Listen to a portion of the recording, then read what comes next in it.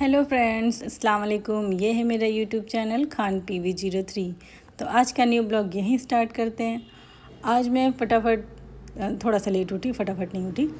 तो लेट उठने के बाद क्योंकि बच्चों की छुट्टी थी, हस्बैंड की भी छुट्टी थी दिवाली की वजह से, तो मैं उठी लेट। उठने के बाद पहले मैंने फटाफट सुबह का नाश्ता और लंच की तैयारी शुरू कर दी। तो सुबह के नाश्ते में मैंने बनाया है आलू गोभी पनीर के पराठे, और यहाँ मैंने जो लंच के लिए बनाया था मटर आलू जो तरी वाली सब्ज़ी होती है वो। तो ये इसको कहते हैं बरी। ये बनता है कदीमा और दाल और भी बहुत सारे गरम मसाले जो खड़े मसाले होते हैं वो डालकर वो बरी बनाया जाता है। तो बनता ये वाला यूपी के साइड है, तो वहाँ से आया था। तो इसको मटर आलू की तरी वाली सब्जियाँ बनाकर डालकर बनाते हैं, बहुत टेस्टी होता है। तो मैंने फटाफट तेल डाला, तेल में पहले बरी को फ्राई किया, उसके बाद आलू फ्राई किया, उसके बाद मसाले के लिए मैंने प्याज को फ्राई किया, उसमें अदरक लहसुन का पेस्ट, प्याज का पेस्ट, टमाटर, धनिया सब ऐड करके उसके बाद उसमें बेसिक जो मसाले होते हैं सारे मसाले डाल के उसको भूनने के लिए मैंने रख दिया मसाले को। उसी वक्त मैंने उसमें मटर ऐड कर दिया, क्योंकि मटर भी जब तक मसाला भूनेगा मटर भी पक जाए, फिर बाद में मटर को भून। तो उसी वक्त मटर ऐड कर दिया था। पानी मैंने गरम ऐड किया, तो देख सकते हैं माशाल्लाह बहुत अच्छे से तरी हो गई। वैसे इतना ही तरी रखना है, ज़्यादा गाढ़ा नहीं करना है, क्योंकि जब ठंडा होगा खाने बैठेंगे तब तक ये ऑलरेडी गाढ़ा हो जाएगा। तो सब्ज़ी बन गया था, चावल बन गया था, तैयारी कर रहे थे नाश्ते की। तो बच्चे ऑलरेडी सुबह जो नाश्ते में चाय बिस्किट होता था उन्होंने ले लिया था, तो वो खेल रहे थे। मैंने फटाफट तैयारी कर दी। आलू उबाल के मैंने रखा था, प्याज काट के। गोभी घर पे था नहीं, तो हस्बैंड मेरे बाहर थे, तो मैंने कहा आप आ रहे हैं तो गोभी लेते हुए आना। तो वो गोभी लेकर आए, साथ में पनीर भी लेकर आए। उन्होंने कहा पनीर भी ऐड कर देना। ओके, तो मैंने फटाफट गोभी को कद्दूकस किया, पनीर को कद्दूकस किया और आलू में मिक्स कर दिया। उसके बाद मैंने नमक, काली मिर्च, जीरा की फक्की, लाल मिर्च और नमक और थोड़ा सा जीरा क्रश करके डाला।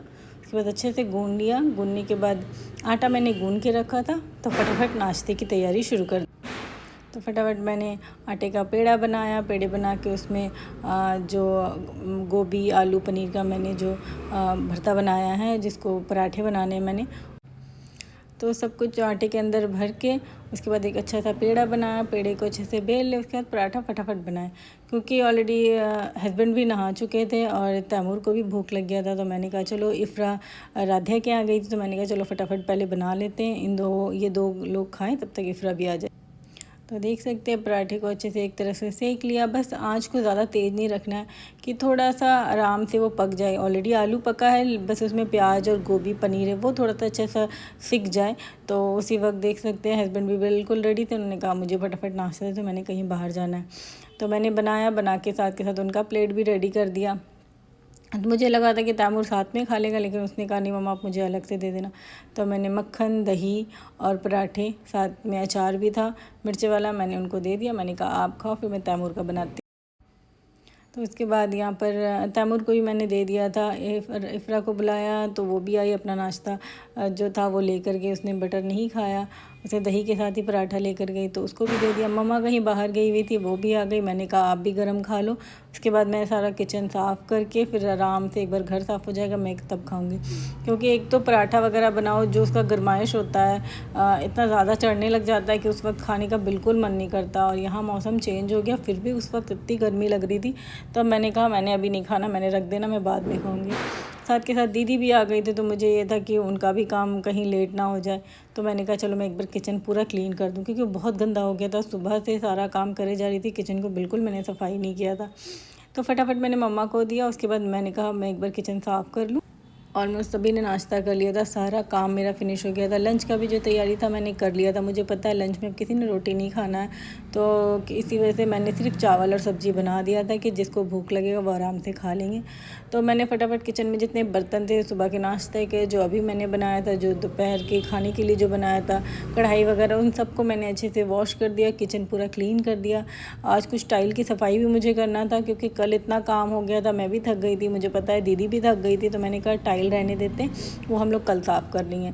आज वो आ गई थी, मुझे ये था कि साथ साथ मैं भी उनका हेल्प कर दूँगी। मैं फटाफट टाइल की सफाई कर लूँगी, नाले वो साथ साथ पोछा लगा देंगी। तो बस मैंने टाइल की सफाई के लिए रेड वाला हार्पिक, पता ही है, रेड हार्पिक लिया, थोड़ा सा उसमें पानी ऐड किया और टाइल को धोने के लिए जो स्क्रॉच आता है वो वाला मैंने मंगा के रखा था, तो मैंने फटाफट उससे टाइल को अच्छे से वॉश कर दिया। एक तो ये मैट टाइल है, इतनी जल्दी गंदा हो जाता है कि मगर अगर 15 दिन और 1 महीने में अगर आप साफ़ ना करो तो इसमें पूरा जो पैर का छाप होता है, हाथ का होता है, अगर वो मिट्टी के साथ अगर लग गया, अगर उसको आपने साफ़ नहीं किया तो वो बहुत दिखता है।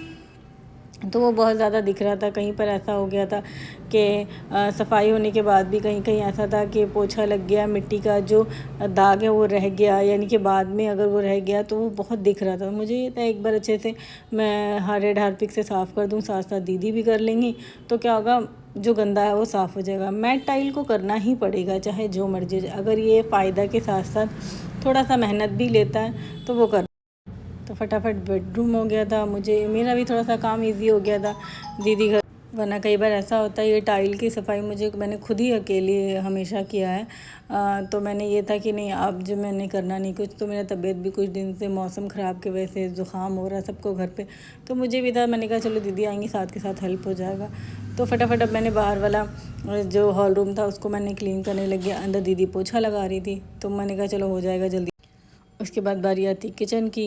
किचन में ही पता है जो खाना वाना बनता है, जो तड़का लगता है वो उड़ के अगर एडजस्ट चलने के बावजूद वो ऐसा होता है टाइल में आ ही जाता है। साइड का टाइल जो कॉर्नर वाला होता है वो बहुत गंदा हो जाता है, तो रोज़ पोछा लगने के बाद भी आपको 15 दिन में ये सफाई लेता ही लेता है।